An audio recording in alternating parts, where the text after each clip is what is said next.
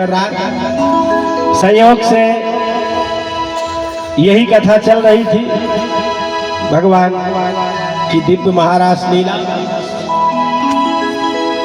तो जब कथा हो गई वो हमारे पास आई, बोली महाराज हम जहाँ भी कथा सुनती हैं हम माताओं की महिलाओं के लिए ही इतने नियम कानून बने हैं शास्त्र में, वेद पुराणों में, इन भाइयों के लिए कोई नियम नहीं। कोई कह सकता है कि 4 पत्नी रखने वाले का भी विवाह हो गया है, अगर कोई न जाने तो। मान लो कोई नहीं जानता और उसके 4 पत्नी हैं, वो न बताए तो कोई जान सकता है, क्योंकि उसका कोई सूचक ही नहीं। पर माताओं के 16 श्रृंगार, पहला चिन्ह सिंदूर, क्यों हाथे में चूड़ी, बिछुआ, 16 श्रृंगार है ना, मंगल सूत्र। पर ये भाई लोग तो कितने भी रखने पर राधे राधे मालूम ही नहीं चलता। पर बंधुओं अब कलयुग में धीरे धीरे माताओं का भी नियम बदलने लगा है। पहले की माताएं आधे सिर में मांग में सिंदूर भरती, और ध्यान देना जितना लंबा सिंदूर होगा मांग में ना, उतनी वो माँ की डिमांड पूर्ण होगी और उतना उसके पति की उम्र लंबी होगी। जो हनुमान जी को सिंदूर चोला चढ़ता है ना, एक बार मैया जानकी श्रृंगार की और श्रृंगार करने के बाद सुंदर मांग में सिंदूर भरा। हनुमान जी तो सब श्रृंगार करते हुए देखे, पर जब सिंदूर भरते देखा तो हनुमान जी माँ को प्रणाम किया और कहा मैया आपने इतना सुंदर श्रृंगार किया, एक सिंदूर क्यों लगाया? मैया ने बताया देखो हनुमान, सिंदूर लगाने से स्वामी की उम्र बढ़ती है और मेरी जो मन्नत कामना है पूर्ण होती है। हनुमान जी जब माता काम में लग गई, कोठरी में घुसे, जितना सिंदूर था सब लेप लिया। तब तो मैं पूरे शरीर में सिंदूर लगा लूंगा, मेरे स्वामी की खूब आयु बढ़ेगी। क्योंकि हनुमान जी को तो केवल यदि प्रिय है तो राम जी का नाम और राम जी की सेवा। हनुमान जी तो निरंतर श्री राम ही रखते रहते हैं। और जहां कहीं भी कथा होती है, यहाँ तो फिर भी इतनी भीड़ है, जहां 2-4 लोग भी हो, ऐसे जगह भी हनुमान जी सबसे पहले कथा में जाते हैं और सबसे लास्ट में वहां से विदा होते हैं। जब राम जी अपनी लीला करके साकेत जाने लगे, श्री राम जी के संग तो सभी जीव गए। श्रीमद् वाल्मीकि रामायण में वर्णन है, अयोध्या वासिनः पूर्वम यथा रामेण संगता तथा कृष्णेन तेनीका गोलोकम योगी दुर्लभम। राम जी के संग समस्त अवधपुर के लोग गए। कहाँ? साकेत धाम। हनुमान जी को प्रभु ने कहा हनुमान तुम भी चलो ना। हनुमान जी ने कहा प्रभु मैं तब तक इस धरती से नहीं जाऊंगा जब तक धरती में एक बार भी कोई आपका नाम लेने वाला हो। इसलिए बंधुओं, हनुमान जी ने प्रभु से वरदान में कहा है आप कृपा कर वरदान दीजिए, जहां भी आपकी कथा हो मैं सबसे पहले पहुंच करके उस कथा का लाभ लूं। और हनुमान जी तो पवन पुत्र हैं। पवन ऐसी कोई जगह है जहां ना पहुंच पाए हवा, तो हनुमान जी पवन पुत्र, संपूर्ण जगह कहीं भी भगवान की कथा होती है, जैसे भी हो भगवान की कथा, हनुमान जी महाराज सबसे पहले विराजित होते हैं और पूर्ण कथा सुन करके कथा विश्राम के बाद लास्ट में वहां से विदा होते हैं। इसलिए ये जितना मांग का सिंदूर लंबा होगा उतना उम्र पति की बढ़ेगी और अपना काम पूर्ण होगा। पर माताएं भी थोड़ा यहाँ माथे में लगा लेती हैं ऊपर। तो जब उन्होंने हमसे पूछा कि ये सारे नियम महिलाओं को के लिए ही, तब हमने उत्तर दिया देखो, और ध्यान से सुनिएगा, शास्त्रों ने कहीं भी पक्षपात नहीं किया। माताओं को जैसे कठोर नियम है ऐसे शास्त्रों ने नियम बताया है। यदि किसी पुरुष का विवाह हो गया है, शास्त्र विधि के अनुसार आचार्य गुरु आदि के द्वारा ये जो 7, 5, 12 वचन होते हैं ना, 7 फेरे आदि होते हैं, अग्नि, कुल देवता, स्वजन संबंधी, पूज्य जन, ब्राह्मण आदि, तारा, ध्रुव तारा आदि, इनके साक्षी में जो विवाह है सुसंपन्न होता है। और भले विवाह होने के बाद किसी का तलाक हो जाए पर यदि शास्त्र विधि से विवाह हुआ है, तलाक होने के बाद भी यदि वो पति कोई धर्म कर्म करता है, शास्त्रों ने ऐसा कहा है, उसका किया हुआ आधा धर्म पत्नी को मिल जाएगा, आधा अपने आप ट्रांसफर हो जाएगा। जैसे आजकल बैंक में ज्यादा बैलेंस होगा ना, इनकम टैक्स अपने आप कट जाएगा ना, आपको बताना नहीं पड़ेगा। पर महिलाओं को भगवान ने छूट दिया, माताएं कितना भी पूजन करें पर पति को नहीं मिलेगा। कई माताएं कहती महाराज मैं कर लेती हूँ, पप्पू के पापा नहीं करते। अरे तुम खा लेती हो तो पप्पू के पापा क्यों खाते? मत खाएं। कहते हैं ना जितना भोजन उतना भजन, इसलिए भाइयों को पूजा जरूर करनी चाहिए। भले थोड़ा जितना भी समय मिले, एक घड़ी आधी में पुनियाद, पर भगवान की पूजा सेवा जरूर करनी चाहिए। हाँ, माताओं की हुई पूजा बच्चों को जरूर लगती है।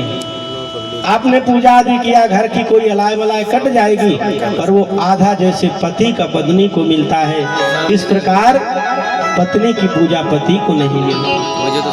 तो भगवान ने इसलिए इस नियम को बनाया, क्योंकि माताओं के बड़े कठोर नियम है ना।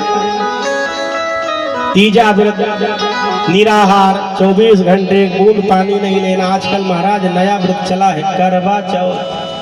हाँ, ये कहीं हमने पढ़ा तो नहीं है और इसलिए निंदा नहीं कर रहे, पर इसलिए आपको हंसकर बता रहे कि हमने न्यूज में सुना है, अखबार आदि में पढ़ा है, जब करवा चौथ व्रत माताएं करती है ना, तो कई महिलाएं करवा चौथ के दूसरे दिन पति की पिटाई करती हैं। क्यों? पड़ोसिन के यहाँ 5000 की साड़ी आई, तेरे यहाँ 500 रुपए नहीं था। अब बताओ, व्रत में डिमांड पूर्ण होती है क्या? व्रत में डिमांड नहीं, व्रत तो होता है श्रद्धा विश्वास के लिए। व्रत माने प्रतिज्ञा।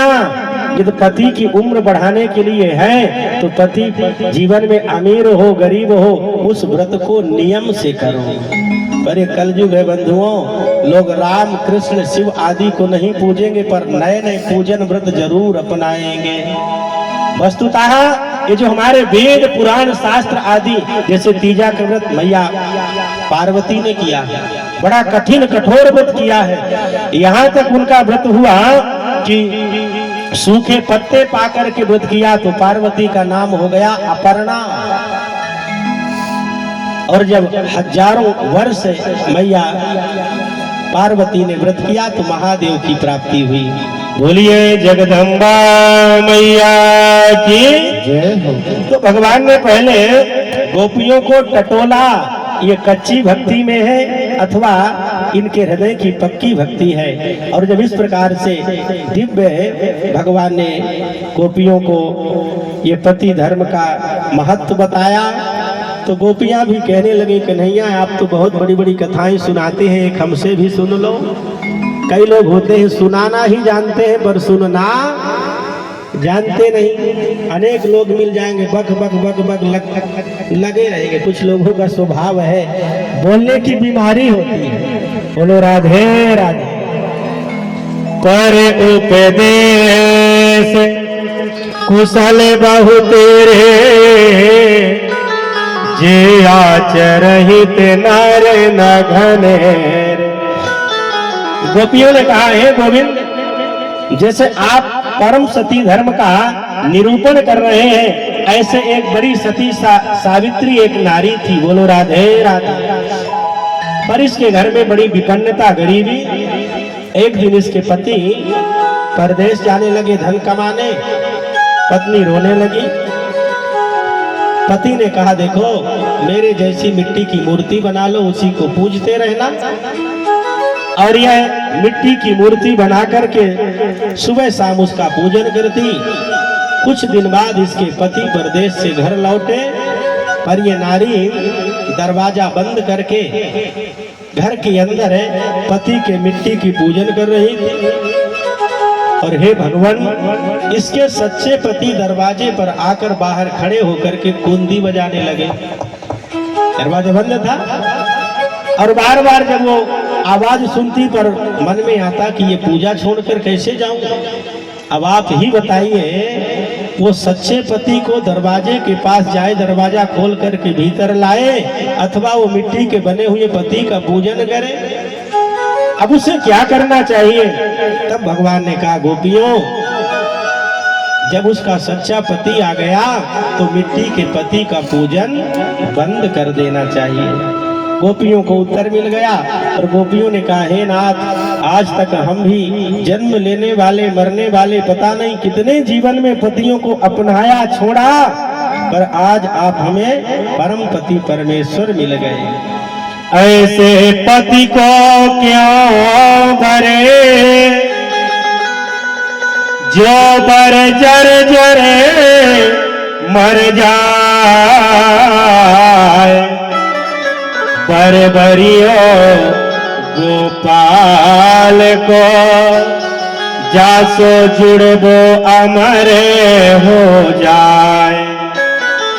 हमने तो आज आपको ही वर्ण कर लिया है, क्योंकि आपको पाने के बाद शेष दुनिया में कुछ बचता नहीं। भगवान भी प्रसन्न हो गए, भगवान तो यही चाहते थे। और बंधुओं, भगवान गोविंद दिव्य महाराज लीला उन गोपियों के संग प्रारंभ कर दिए। वो बोलिए रास बिहारी भगवान की जय जय श्री राम। रास रचो है, रास रचो है। एक शर्त है, नाचना किसी को नहीं, ठीक है? हाँ, रास में तो नहीं नाचते, भगवान और गोपी नाचे, पर हम लोग नहीं। ताली बजाइएगा। रास रचो है, रास रचो है। देखो, इसलिए कह रहे हैं, जो भगवान के उत्सव में उत्साह लगाता है ना, उसके जीवन के कष्ट परमात्मा दूर करते हैं। फिर आज तो विवाह है, थोड़ी देर में बारात निकलेगी ना। आज तो दो पक्ष होंगे, घराती और बाराती। आज नहीं नाचोगे तो कब नाचोगे? क्यों? बाराती में तो नाचना होता है ना। इसलिए जिनके विवाह में हो तो अपनी सेवा प्रदान कर सकते हैं। बोलो जय सिया राम। रास रचो है, रास रचो है, जमुना किनारे कान्हा रास रचो है। रास रचो है, रास रचो है, जमुना किनारे कान्हा रास रचो है।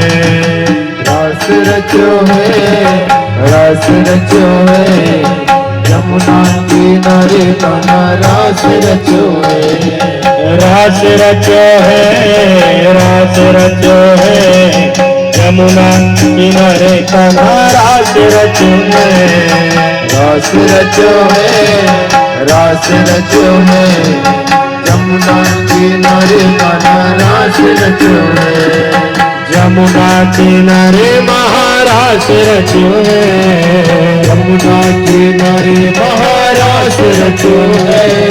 जमुना किनारे महारास रचो है, जमुना किनारे महारास रचो है। रास रचो है, रास रचो है, जमुना किनारे महारास रचो है। रास रचो है, रास रचो है, जमुना किनारे महारास रचो। बोल रास बिहारी भगवान की।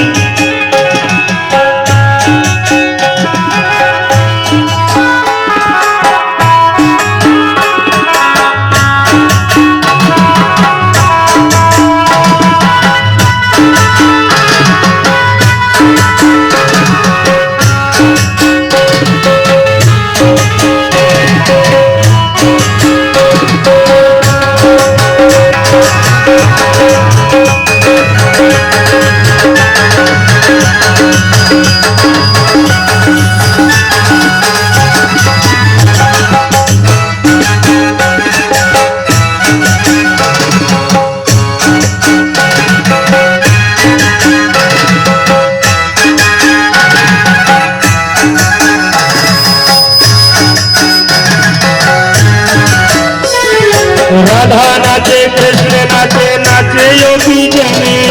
राधा नाचे सब गाइए। राधा नाचे कृष्ण नाचे नाचे योगी जने, राधा नाचे कृष्ण नाचे नाचे योगी जने। मन मेरो बन गयो सखी पावन वृंदावन, मन मेरो बन गयो सखी पावन वृंदावन। आहा मन मेरो बन गयो सखी पावन वृंदावन, मन मेरो बन गयो सखी पावन वृंदावन। रास रचो है रास रचो है, यमुना किनारे कान्हा रास रचो है, रास रचो है रास रचो है, यमुना किनारे कान्हा रास रचो है, यमुना किनारे कान्हा रास रचो है, यमुना किनारे कान्हा रास रचो है, यमुना किनारे कान्हा रास रचो है, बोलिए रास बिहारी भगवान की।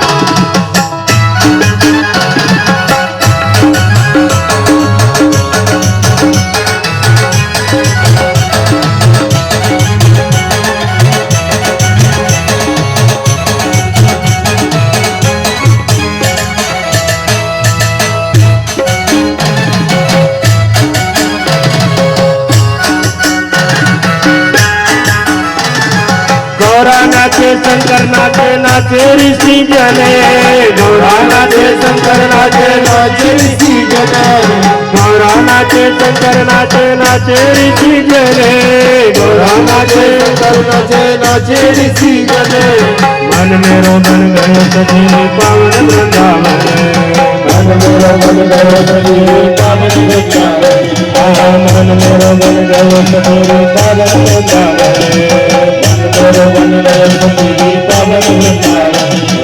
रास रचो है रास रचो है, यमुना किनारे कान्हा रास रचो है, रास रचो है रास रचो है, यमुना किनारे कान्हा रास रचो है, यमुना किनारे कान्हा रास रचो है, यमुना किनारे कान्हा रास रचो है, यमुना किनारे कान्हा रास रचो।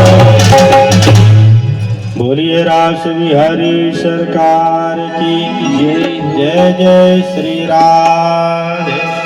दिव्य महाराज लीला हुई, पर गोपियों को थोड़ा अभिमान हो गया। क्या अभिमान हुआ?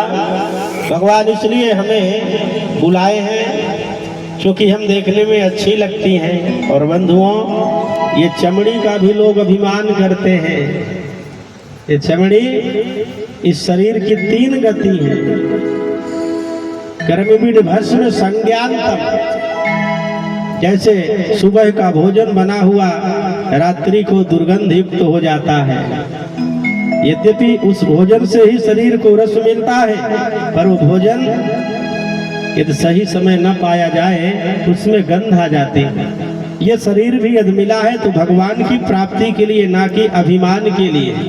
गोपियों को अपने रूप का ही घमंड हो गया और ये शरीर का, बल का, बुद्धि का, विद्या का, धन का ऐसे अभिमान गर्त में डालते हैं, गड्ढे में गिराते हैं। तन का घमंड प्यारे मन से तू दूर कर, दौलत खजाना सब यहीं रह जाना है। तन का घमंड, तन ये तो पानी के बुलबुले के समान है। जैसे मिट्टी का ढेला कब गल जाए कोई ठिकाना नहीं। जिंदगी एक किराए का घर है, एक न एक दिन बदलना पड़ेगा।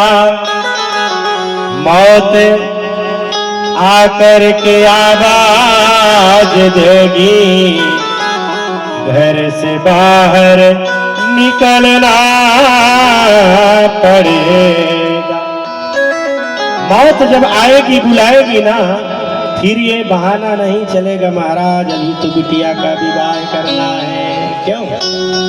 अभी अभी नया घर बना है, थोड़ा गृह प्रवेश तो करने दो। हरी मौत फिर इंतजार नहीं कराती, ले जाएगी मौत हमें, कुछ करके बहाना है। जो आया उसे जाना है, यह मौत बहाना है। इसलिए बंधुओं, धन का, मन का, शरीर का, बल का, विद्या बुद्धि का कभी घमंड नहीं करना चाहिए। कई लोग विद्या का घमंड करते हैं, पोथी पढ़ पढ़ कर फिरे औरों का अपमान। ये तो भगवान ने विद्या दिया है, तो विद्या ददाति विनयम, ये तो विद्या है तो विनय भी हो। विनयाद्याति पात्रता, पात्रात्वा धर्माप्नोति, धनात् धर्मं ततः सुखम।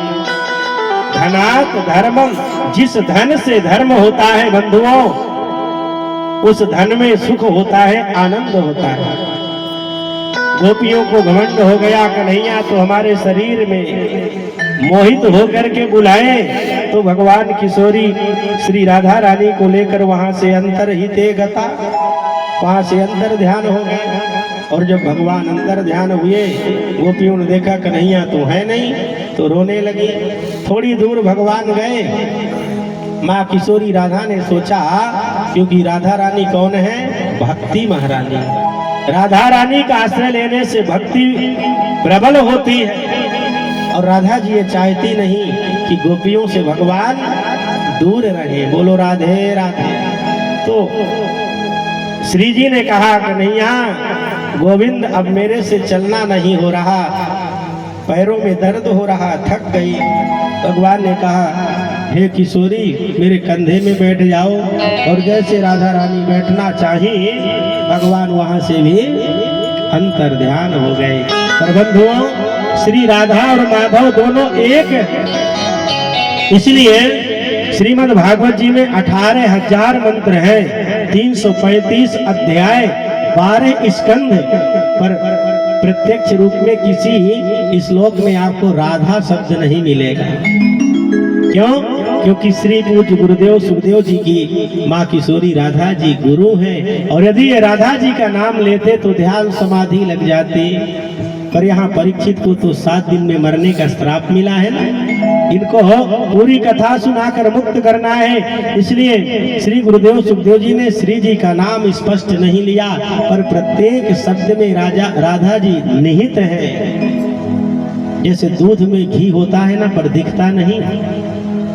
दूध में घी होता है, पर पहले उसमें जामुन आदि डाल करके दही बनाया जाता है, फिर मंथन करते हैं, फिर मक्खन होता है, उसको तपाते हैं, फिर वो घी मिलता है।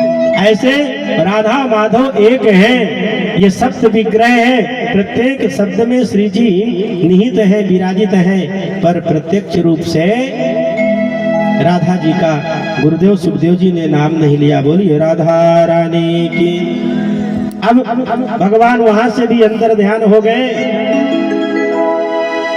ढूंढती हुई ब्रज में गोपियां श्री जी के निकट आई। पहले तो गोपियों ने जो तमाम वृक्ष लता पत्र आदि मिले सबसे पूछने लगे, कच्चित तुलसी कल्याणी गोविंद चरण प्रिय। अरे तुलसी मैया, तुम्हें तो गोविंद अत्यंत प्रिय है, तुम्हारे बिना गोविंद है एक ग्रास भोजन भी ग्रहण नहीं करते, तुम ही बताओ हमारे श्याम सुंदर कहाँ गए हैं? तुलसी ने कोई उत्तर नहीं दिया। तो गोपियों ने कहा, ये सौत ठहरी, सौत का दुख तो सौत ही जान सकती है। क्यों? आगे बढ़ी, पीपल का वृक्ष मिला, पीपल में चिपक गई और पीपल से कहने लगी, तुम तो साक्षात नारायण के स्वरूप हो। पर वहां भी कोई उत्तर नहीं मिला। फिर आगे बढ़ी, बरगद का वृक्ष मिला, अरे महादेव के स्वरूप आप ही बताओ, आप शिव हो।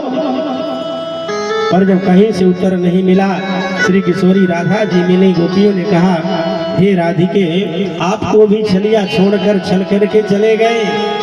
और यहाँ जमुना के किनारे गोपियों ने श्री जी के संग मिलकर के सुंदर 19 मंत्र में गोपी गीत का गान किया। और कहते हैं भागवत के 10वें स्कंध में 5 अध्याय हैं जिन्हें रास पंचाध्यायी कहते हैं। प्रत्येक मनुष्य के शरीर में 5 प्राण हैं। प्राण, अपान, व्यान, समान, उदान, ये उनके नाम हैं।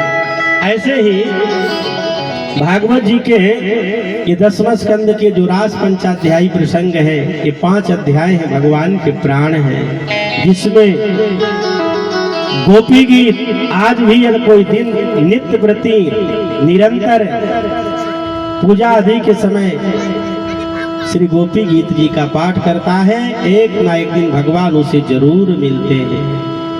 गोपी गीत का बहुत बड़ा प्रभाव है और गोपी गीत को जब गोपियों ने गाया, भगवान तुरंत प्रकट हो गए, मिल गए।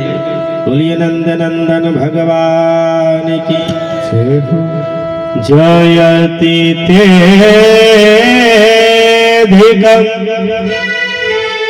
जन्मना ब्रजः श्रयते इंदिरा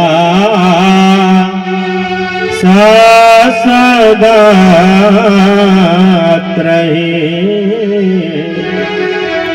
दयिते दृश्यता दीक्षोता विकास त्वयि धृता सभास त्वां विचिन्वते। गोपियां कहते हैं कन्हैया ते जयति, आपकी जय हो। इस ब्रज में आपके आने के पहले ब्रज की महिमा भला कौन जानता था, पर जब से आप ब्रज में पधारे, एक नाम भगवान का है ब्रजेंद्र। बोलो राधे राधे।